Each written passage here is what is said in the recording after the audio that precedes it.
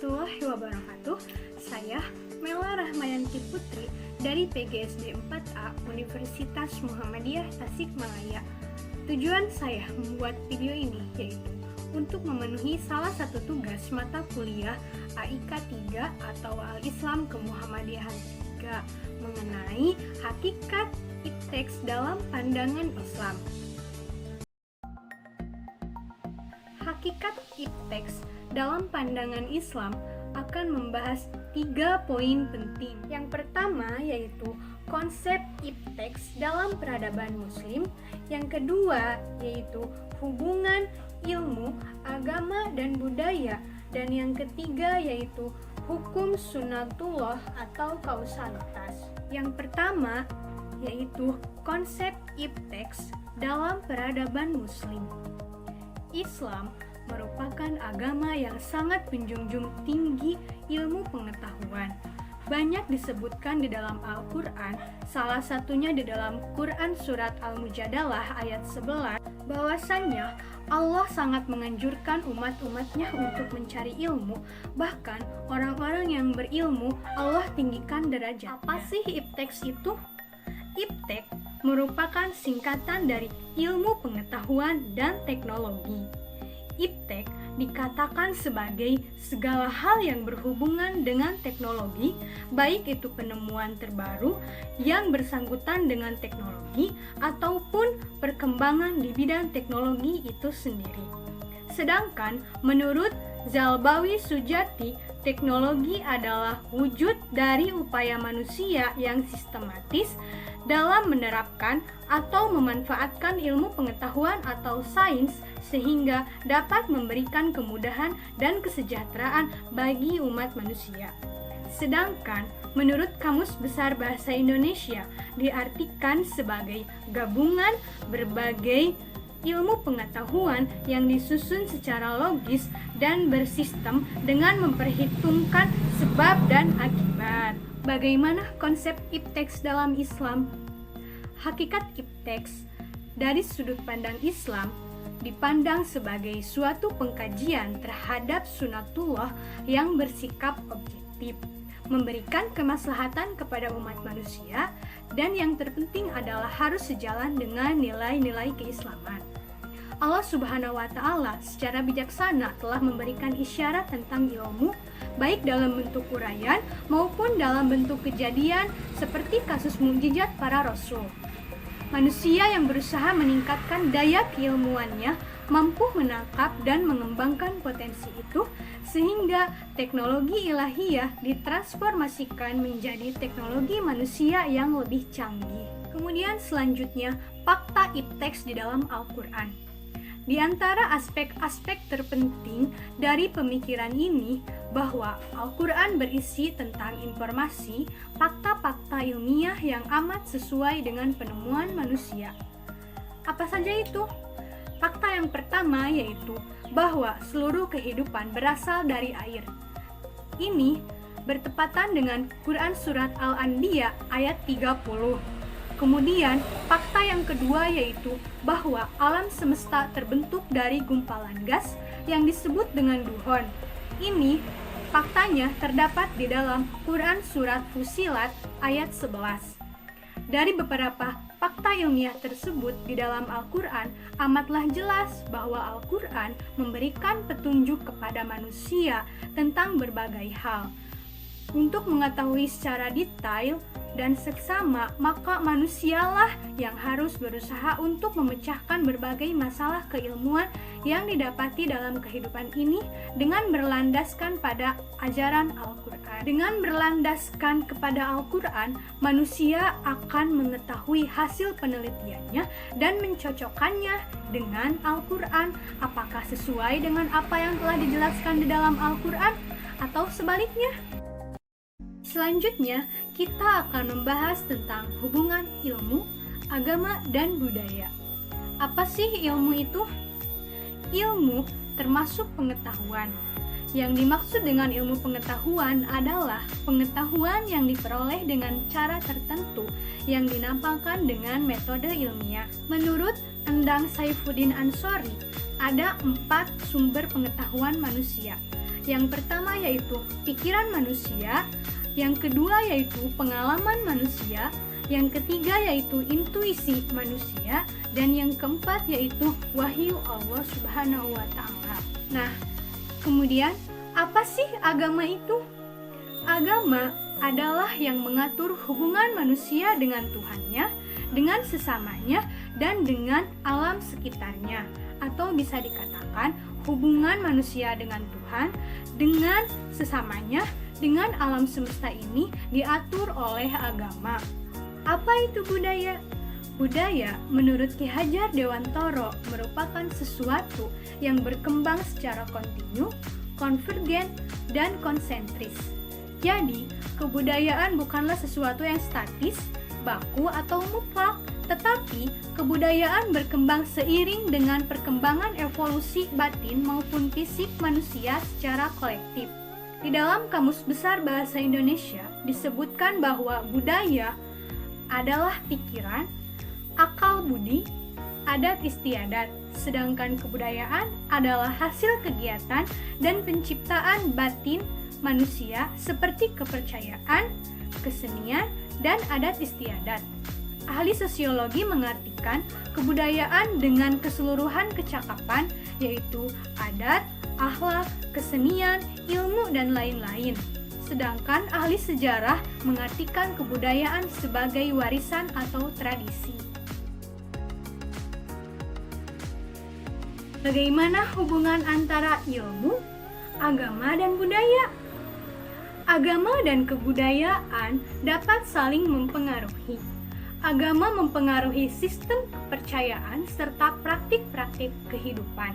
Sebaliknya, kebudayaan pun dapat mempengaruhi agama, khususnya dalam hal bagaimana ritual-ritual yang harus dipraktikkan. Hubungan kebudayaan dan agama tidak saling merusak. Keduanya justru saling mendukung dan mempengaruhi. Ada paradigma yang mengatakan bahwa manusia yang beragama pasti berbudaya, tetapi manusia yang berbudaya belum tentu beragama. Ini diartikan bahwa agama dan kebudayaan sebenarnya tidak pernah bertentangan. Karena kebudayaan bukanlah sesuatu yang mati, tapi berkembang terus mengikuti perkembangan zaman. Demikian pula dengan agama, selalu bisa berkembang di berbagai kebudayaan dan peradaban dunia. Agama dan kebudayaan sangat erat berkaitan satu sama lain. Budaya atau agama diartikan sesuatu yang terlahir di dunia yang manusia mau tidak mau harus menerima warisan tersebut. Ketika sebuah kebudayaan dan agama dinilai sebagai sebuah proses, tentunya akan bergerak ke depan menjadi sebuah pegangan, merubah suatu keadaan yang sebelumnya menjadi lebih baik. Ketika agama dilihat dengan kacamata agama, maka agama akan memerlukan kebudayaan.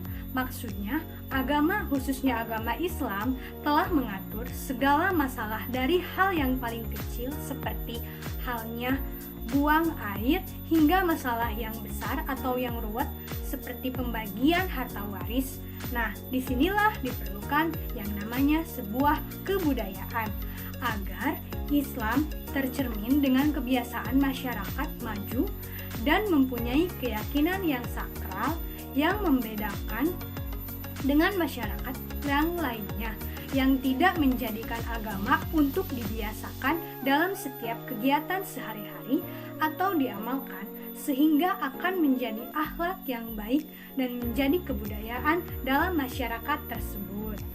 Kemudian, pembahasan yang ketiga yaitu hukum sunatullah atau kausalitas. Apa sih sunatullah itu? Sunatullah dapat diartikan sebagai cara Allah memperlakukan manusia yang dalam arti luasnya bermakna ketetapan-ketetapan atau hukum-hukum yang berlaku untuk alam semesta. Sedangkan pengertian lain, sunatullah adalah sebagai jalan yang dilalui dalam perlakuan Allah terhadap manusia sesuai dengan tingkah laku perilaku, perbuatan, dan sikapnya terhadap syariat Allah dan Nabi-Nya dengan segala implikasi nilai akhir di dunia dan di akhirat. Pandangan dasar tentang sunatullah.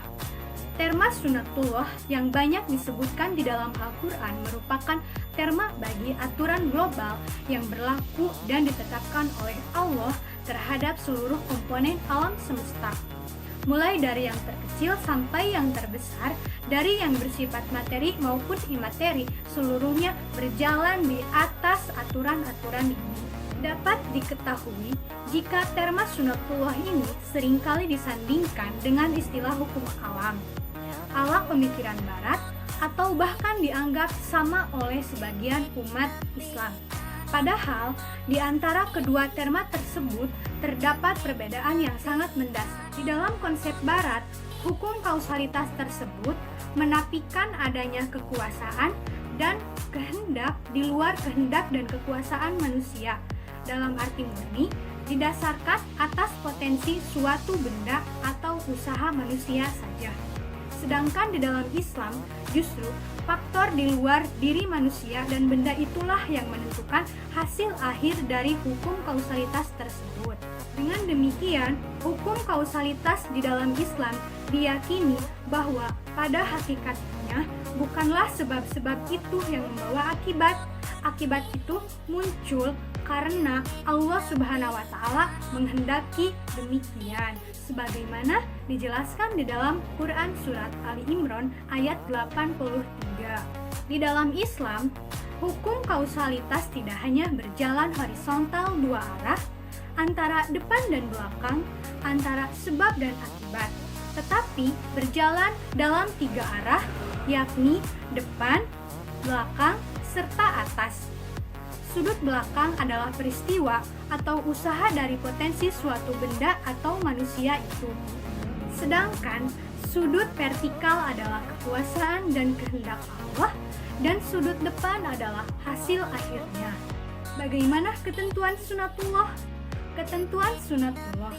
Sunatullah adalah hubungan ilmiah dan dapat diterangkan secara ilmiah, dan logika sunatullah adalah hukum kausal.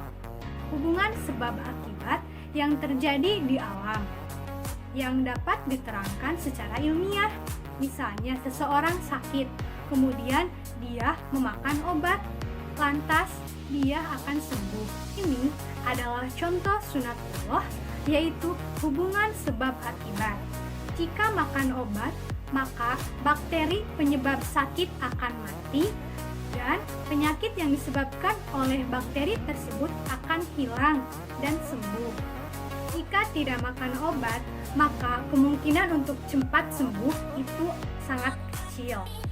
Nah, dengan mengetahui hubungan sunatullah di alam ini, maka kita harus meyakini bahwa obatlah yang menyembuhkan si sakit atas kehendak Allah.